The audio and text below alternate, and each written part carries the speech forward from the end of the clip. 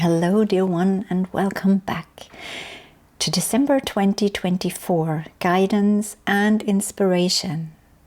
And I want to start with something biblical, although this is not a religious talk or a biblical talk, but this came actually up when tuning into December and what many people are expecting or looking forward to or not looking forward to going into the year 2025. So I'm going to start off by saying that Jesus had a good grasp of how manifestation works. Now, the words he used weren't necessarily understood, and it's still the same today. And so I'm attempting now to translate truths about manifestation, and for some reason, the statements of Jesus from Matthew came up as I tuned into this. And in Matthew 6:33, Jesus speaks about finding or looking for, searching for the kingdom of God first, and everything else will be given to you. Right? Now, this is a very loose interpretation. And this is when he speaks about, the birds, they don't work, they don't sow, they don't do anything, and yet they're provided for. So when we look at this, like search for the kingdom of God first, seek the kingdom of God first, what does it mean? Because this is actually a key to manifesting what you want. And I'm inviting all of us now to use this key. Now, today, not tomorrow, not next year, not January 1st, but now, to manifest what it is we truly want. Okay? So what does it mean to seek the kingdom of God first, and everything else will be given to you then? Number one, it means the kingdom of God, as in translated into modern language, that means it's the state of vibration that the Creator resides in. Right? If you want to call it that. So if it's the kingdom of God, it means if God is a king, he resides there. That's where he lives. Right? So it means it's a state of consciousness where Creator resides. The Creator energy resides. What is this Creator energy? That's the next thing. So number one, if this is what we need to seek first, we're not seeking a location, we're not seeking grace from any being out there to give us something. What we're seeking is an internal state of consciousness, because that's another thing. Jesus said, the kingdom of God is within you. So it's nothing you can seek out there and find some being then in that glorious paradise. It is already within you. It's a state of being. It's a state of consciousness. And once we achieve alignment with this state of consciousness, once we vibrate in the kingdom of God vibration, everything else that we desire or that we want that is in resonance must manifest, because there is no lack in the kingdom. There is no lack in that state of consciousness, because it includes everything. Okay? So take this and ponder this. Now, the words obviously that Jesus used are quite religious, and they have a certain fragrance for like people who have nothing to do with religion or church, that it can be kind of tainted, or people who have had negative experiences with the church, or who turned away from the church. But nevertheless, I want to say, number one, it has nothing got to do with religion or church, what Jesus said, right? Just because they claim to own what Jesus said. It has nothing got to do with this, because Jesus was an enlightened being and master of consciousness. Right? So I'm just bringing this because that was the first thing that actually came to me as I tuned into December. And so I'm giving this authentically to you. And so when we take this and say, okay, we need to then come into alignment or into the frequency of our expanded self, right? Of an expanded state of consciousness. What does this mean? It means it vibrates higher than the human limited consciousness state. Okay? Because God, the divine, the universe vibrates higher. Okay? So this means we must then vibrate higher. How do we do this? Like, that's the next thing. And in many manifestation teachings, all these things are already present. And I'm just kind of building a bridge for you now from those different teachings to actually use it. Because we can talk about concepts all day long. If we don't find them practical, if we can't use them, then they're no good because our lives don't change. So it means that we need to change our frequency and vibration. We need to change our state of being so that we can enter that kingdom, so that we can be there, that we can reside where all the potentials are, where all the possibilities are. And then we create from that state. So the first thing is that awareness that it's a state of consciousness and it's something that is within you and that you can access. But this means the key to doing this is disidentification with who you think you are, with the ego, like totally letting go of the identifying process of you being your ego. And I like to call this SCI, self-concept identification, because ego is often still misperceived when used. So SCI, self-concept identification, means we all have a self-concept. That's not the problem. But the difficulty is when we identify with that concept. And by concept, I mean all the concepts we have about ourselves. I mean all the thoughts, the beliefs, our interpretations of our experiences, our emotional state, everything, our relationships, our physical appearance, everything that we think about ourselves, or that we include into our perception of ourselves, is our self-concept. And like I said, this is not a problem because we do have a body, we do have biases, we do have circumstances, we do have conditionings, we do have environments. So the self-concept is normal. We all have that. This is the same as saying everyone has an ego. We all have a self-concept. But the key is how much are we identified with that self-concept? Because ego, or SCI, self-concept identification, is not a being. It's a process. It's a doing. We identify all the time. It's something we do. And this could be a revelation for some of you. It's something we do. Every morning when we wake up, we re-identify with everything that we think about ourselves, or that is in the concept of our life, right? So by deliberately looking at how much am I identified with my self-concept, also my worldviews, my opinions, and so on, this is how we move from the separated state of being and seeing the kingdom over there to letting go of this, not seeing ourselves like that anymore, noticing that we are not the self-concept, but revealing the true self to us. And this true self has one home, and that's the kingdom of God. That is the expanded state of consciousness.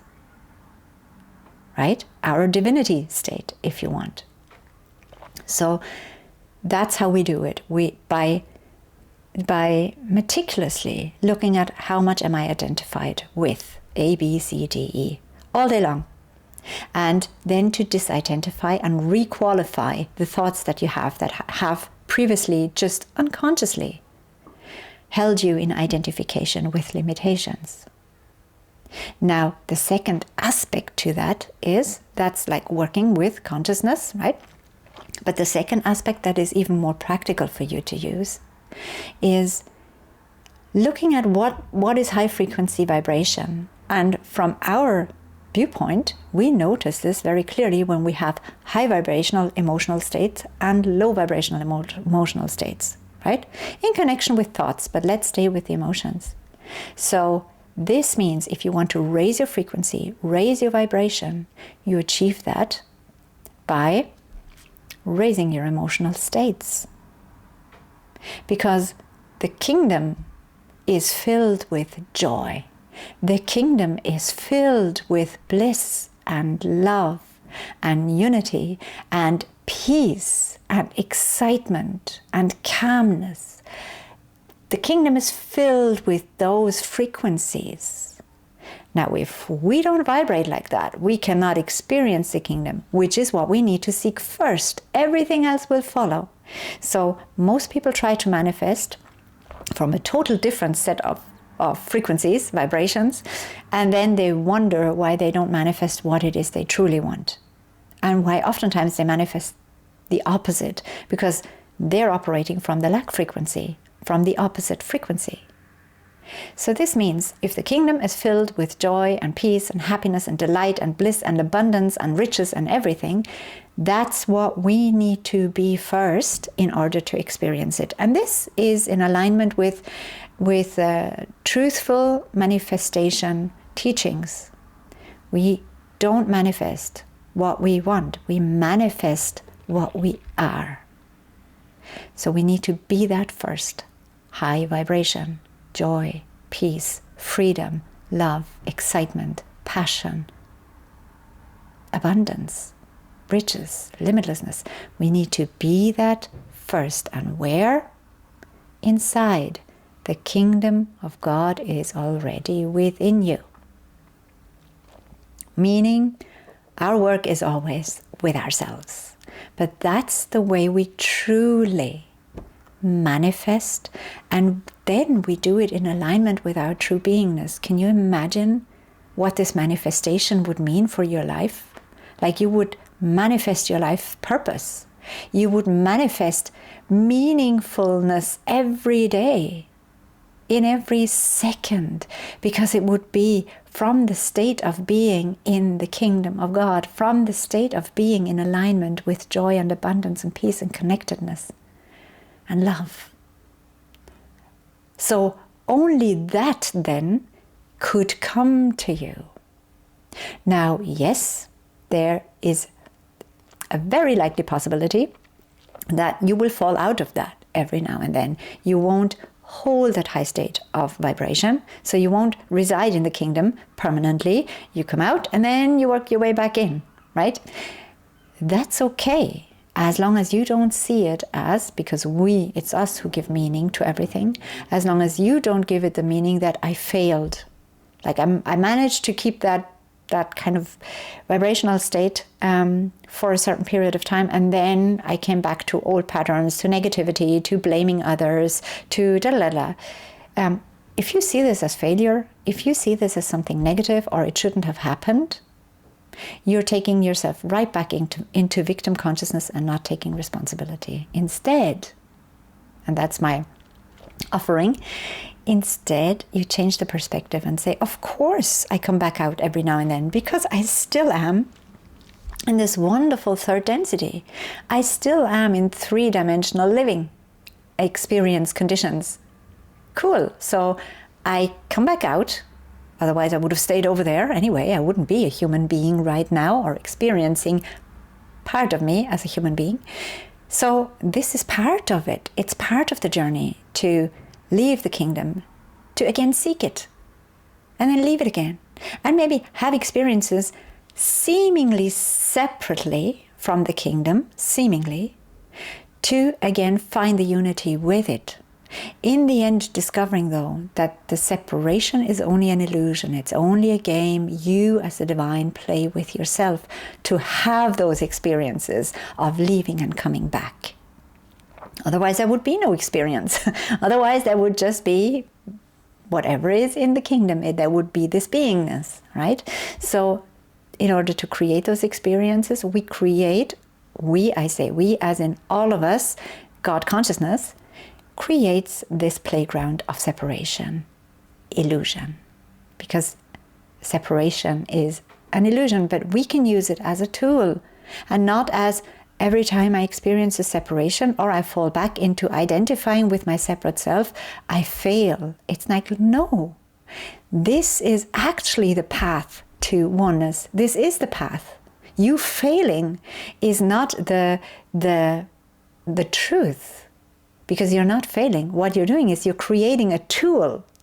Like experiencing the separateness is the tool for you to use to create oneness again, to find, to seek the oneness again, to seek the kingdom again. So every time we seemingly are stuck in this separation consciousness and we are aware and awake, we use this as a tool. That's what an awakened or awakening, let's say awakening, soul or human does. Not judging it, not saying it shouldn't be this way, asking, how can I use this? How can I use this to be more of what I truly am? How can I use this? Noticing that I identified. Cool, I can use this to disidentify. If I didn't notice it, how would I ever do that? And so nothing becomes a problem anymore. Everything becomes the tool. Everything becomes the teacher or the pointer to the lesson. Everything. So your whole life becomes the meditation. Your whole life becomes the practice. Your whole life becomes the walk. And nothing in it will seem wrong anymore, ever again. Because the inner and the outer, you will harmonize that. You will see that there is a connection, and that in the end, even the connection bit is a bridge that we're building in order to understand or have a concept around it. But the connection is even wrong because this still would mean two. Like, in order to have a connection, in order to have a relationship, you need to have two. So that is still duality, no matter how connected that is. So, but oneness is the truth. So the ultimate truth is not relationships everywhere, but this is the bridge that we can have in order to experience, or in order to come closer to oneness. But as long as we think in context of relationship, we're still in a dual perspective, which is fine, because that can help us. Because it can also help us if I see myself in relationship to you, and yet I say I am you. By putting myself into relationship or connection with you, I am already establishing, let's say, an emotional bond, a thought bond. I am connecting myself to you, which is better than seeing myself completely separate. So by connecting myself to you, I come closer to experiencing oneness. I hope that this makes sense. So this is how you will manifest also for the next year, 2025. Whatever it is that you seek to manifest, that you want to experience more of, you do it by, number one, disidentifying from your human self and seek the vibrational and consciousness state first that you need in order to experience everything you want. And how do you do this? By looking at, are you holding that frequency that is there residing in that space of consciousness? So your task then for today, if we want to make it really, really practical, is to come into more joy, experience more laughter, more humor, more love, more connectedness, more peace, more bliss, more fun, more abundance now, today. Once this video is finished, start. Or already now, look at me and start. Start by saying, if this made sense to you at all, I'm grateful for this made sense to me, and I want to try it. I want to use it. I feel excitement. I'm grateful for the excitement. Use whatever you can to bring yourself into that state of consciousness, into that vibrational state of the kingdom, and everything else will follow. I'm going to love you and leave you for today, and we'll talk again next time, if you want to.